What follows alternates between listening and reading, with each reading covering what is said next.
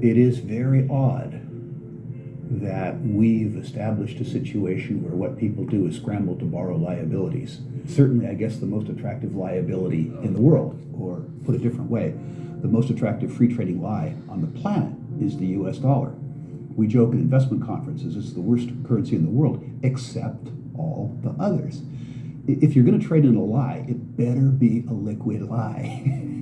What the United States dollar has going for it is the most liquid lie in the world. I mean, if you think about the advantage that we have now, yes, it's a horrible thing to do morally, but what we do is amazing. It's amazing that we can get away with this. We print a lie, a dream, on a piece of paper, and we ship it to Brazil, and they send us coffee.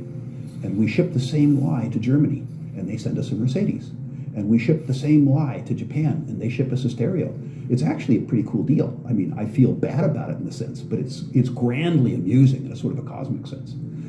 You just need to understand that somehow, sometime, some way, there's going to be a reckoning. The dollar is involved worldwide as a major currency, so it's one half of everything we do. And it has no definition. I used to get a charge out of asking Bernanke and Greenspan, define a dollar. And, they can't define a dollar. In the old days, it was a weight of silver, a weight of gold, and that's what it was supposed to be according to the Constitution. Well, Dr. McCracken, not being an economist, can you explain to me briefly how in the world do you determine what a value of a dollar is in relation to a French franc, for instance, if you can't convert that dollar into gold? What standard do you have? What is it worth at all? That's going to be determined in the marketplace, just as really largely it has already. So what is this going to do then to, for instance, the speculator in gold? How is this going to affect him? Is the price going to drop or rise? The official price of gold, of course, has not been changed. That was not a part of this program at all, nor is that contemplated. Well, maybe they should have contemplated what was likely to happen, because for anyone who had studied history, the outcome was perfectly clear. Rather than help the economy, Nixon's actions made things a lot worse, and the public started feeling the effects of inflation much more acutely. It was hard for savers to keep their heads above water unless they had saved in the ultimate stores of value, gold and silver.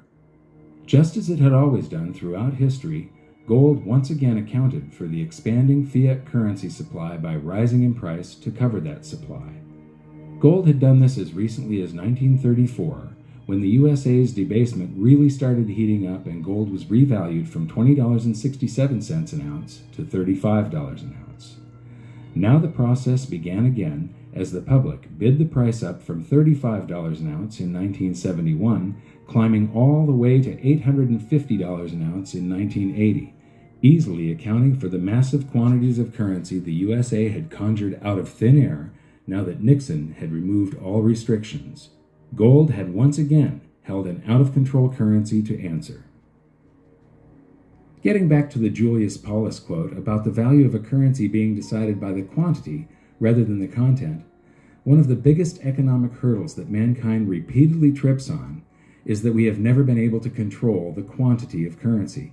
And this is one of the reasons why gold has always been the ultimate money. It can't be printed and it keeps us in check. Today, I think cryptocurrencies are a very exciting development and have tremendous possibilities. The bottom line is that governments have a long history of trying to cheat gold, either through debasement or manipulation of the markets. But here's the thing. In the end, gold always wins.